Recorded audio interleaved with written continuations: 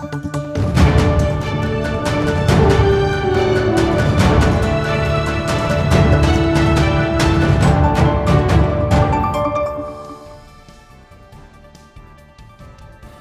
warga Jakarta, apa kabar Anda hari ini?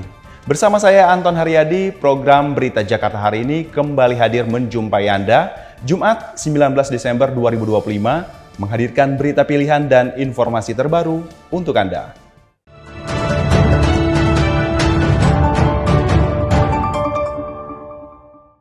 Warga Jakarta, sebelum kita ke berita utama Berita Jakarta hari ini, dari meja redaksi telah kami siapkan 3 berita pilihan dari website beritajakarta.id berikut ini. Ada informasi BMKG mengeluarkan peringatan dini angin kencang di wilayah DKI Jakarta.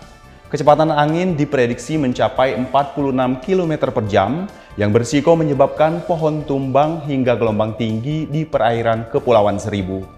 Masyarakat diimbau tetap tenang, waspada saat berada di luar ruangan, serta selalu memantau informasi cuaca resmi dari BMKG.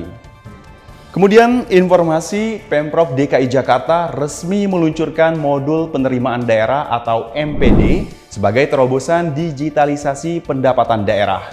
Jakarta menjadi provinsi pertama yang mengadopsi sistem integrasi terpadu guna mewujudkan tata kelola keuangan yang transparan dan terpercaya. Dengan realisasi pajak mencapai 42 triliun rupiah lebih, inovasi ini diharapkan memperkuat fiskal Jakarta menuju kota global. Selanjutnya, Gubernur DKI Jakarta Pramono Anung memastikan perayaan malam tahun baru di Jakarta akan berlangsung sederhana. Langkah ini diambil sebagai bentuk empati dan solidaritas atas bencana alam yang menimpa Aceh serta sejumlah wilayah di Sumatera. Meski tanpa kemewahan, penyambutan tetap digelar guna menjaga citra Jakarta sebagai ibu kota negara di mata dunia sambil terus mengirimkan bantuan kemanusiaan ke lokasi bencana. Informasi selengkapnya warga Jakarta bisa langsung kunjungi website beritajakarta.id, website berita resmi pemerintah Provinsi DKI Jakarta.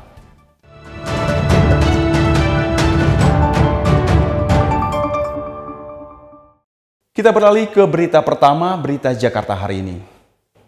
Gubernur DKI Jakarta Pramono Anung menantang generasi Z untuk terlibat aktif mencari solusi atas persoalan klasik kota Jakarta. Tak tanggung-tanggung, Pemprov DKI menyiapkan hadiah kunjungan ke kota global seperti New York dan Beijing bagi anak muda yang memiliki ide terbaik.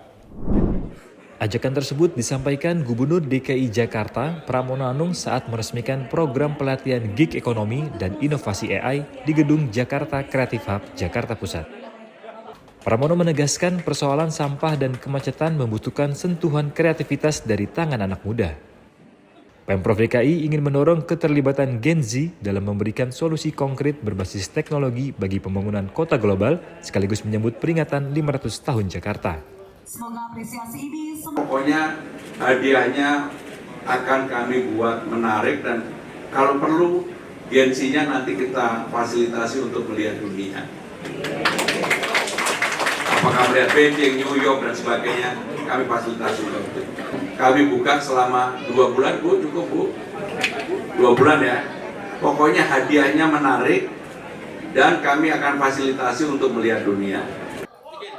Lomba ini akan dibuka selama 2 bulan untuk memberikan waktu bagi peserta menyusun gagasan terbaik mereka. Selain lomba, Pemprov DKI juga berkomitmen memperkuat ekonomi digital, mengingat Jakarta menyumbang 16% lebih terhadap PDB nasional. Dengan pertumbuhan ekonomi sebesar 5,04% di triwulan ketiga, Pramono yakin kolaborasi antara pemerintah dan anak muda menjadi kunci masa depan ekonomi Jakarta. Tim Berita Jakarta melaporkan. Beralih ke berita selanjutnya. Pemerintah Provinsi DKI Jakarta bertindak tegas terhadap gedung yang tidak memenuhi standar keselamatan dan perizinan. 10 gedung di Jakarta resmi mendapatkan surat peringatan pertama karena tidak memiliki sertifikat layak fungsi atau SLF. Langkah berani diambil Pemprov DKI Jakarta setelah melakukan pemeriksaan intensif terhadap 3.500 gedung di seluruh wilayah Jakarta. Gubernur DKI Jakarta Pramono Anung mengungkapkan hasil rapat khususnya menunjukkan adanya 10 gedung yang secara nyata melanggar aturan perizinan dan persyaratan bangunan. Tadi kami rapat khusus untuk itu. 3.500-an gedung diperiksa. Kemudian ada beberapa gedung yang akhirnya kita keluarkan, ada 10 gedung, kita beri SP1. Bangunannya tidak memenuhi persyaratan yang ditetapkan, baik oleh Citata, oleh PTSP, Damkar, Ketenaga Kerjaan. Tadi kami rapat untuk itu. Menurut Pramono, tindakan tegas ini diambil sebagai upaya mitigasi agar tragedi kebakaran yang memakan korban seperti di kawasan Cempaka Baru tidak kembali terulang.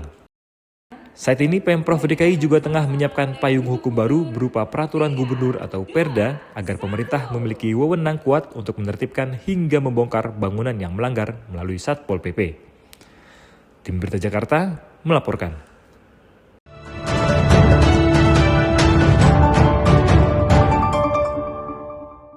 Kita masuk ke segmen Info Jakarta.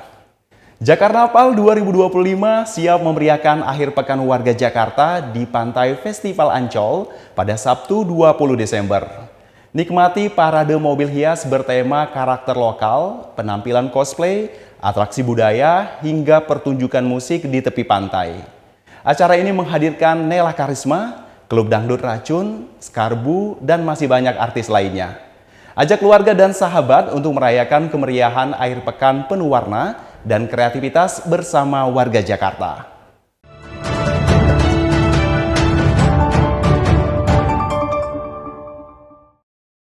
Kita beralih ke informasi cuaca. Sebelum memulai aktivitas esok hari, warga Jakarta bisa melihat perakiran cuaca yang dirilis BMKG berikut ini. Dikutip dari laman bmkg.go.id pada Sabtu 20 Desember 2025, sebagian besar wilayah Jakarta akan diperkirakan hujan ringan. Wilayah yang diperkirakan akan diguyur hujan ringan yakni Jakarta Pusat, Jakarta Utara, Jakarta Selatan, Jakarta Timur, Jakarta Barat, dan Kepulauan Seribu. Suhu udara diperkirakan berkisar antara 24 hingga 30 derajat Celcius. Masyarakat diimbau tetap waspada terhadap perubahan cuaca. Demikian program Berita Jakarta hari ini. Terima kasih atas kebersamaan Anda. Saya Anton Haryadi dan tim yang bertugas pamit undur diri. Menyongsong 5 abad Jakarta, jati diri Indonesia, megapolitan dunia. Salam Berita Jakarta.